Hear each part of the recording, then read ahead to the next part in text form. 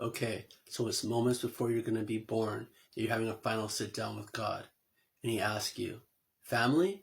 And you're like, yeah, a mom and a dad that stay together throughout the whole time I'm alive, and one brother and one sister, right?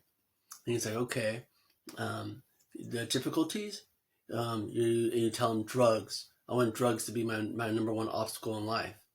And he's like, okay. Kids? And you tell God, no, no kids, because if I'm going to be dealing with drugs, I don't want them to have to partake and have to deal with, me dealing with the drugs and stuff. So no kids for me this time. And he goes, okay. And then God finally asks you, what is it that you're going to prove to him with this? And you tell him that even under these circumstances, that your absolute love for him will not falter, and it will be just as strong as ever. And so now God's like, okay, I think we're ready. Are you ready? And you're like, yeah, God, I'm ready. Let's do this. I'm ready to be born. He's like, all right. Oh, last thing, erase. And all of a sudden you're like, wait, what? And you're born. And everything that happened before you being born is forgotten absolutely. And now we fast forward to 39 years. And now you're 39 years old.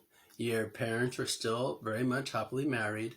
Your brother is alive, but you don't talk to him because a couple of years ago he tried to get you a job at where he works, and you pulled a stunt that made him almost lose his job. So you haven't talked to him.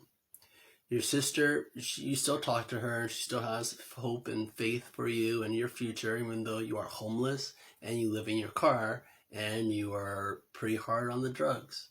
And you did have a girlfriend, but she did break up with you. After all the years you guys were together, she now wants to have a family, and it seems like for whatever reasons you guys can't have any children.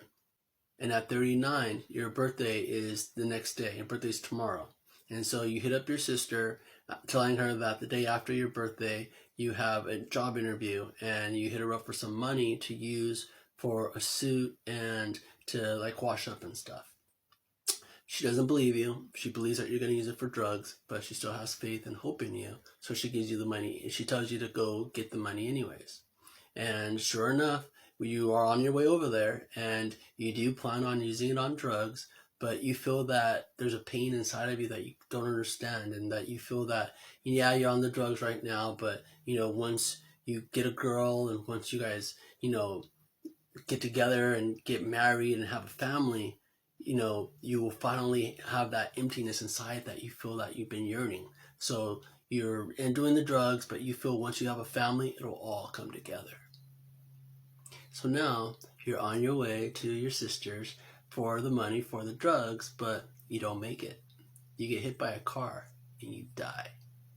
At the same time of the impact, it all comes rushing back to you, all of it. And there you are once again, next to God. And you feel his presence. Of course, you don't look that way because you're looking away because you feel a little guilty. With this what if theory, I hope you take 3 things from it. 1, as complex as we swear God is, he might be more simplistic than we think.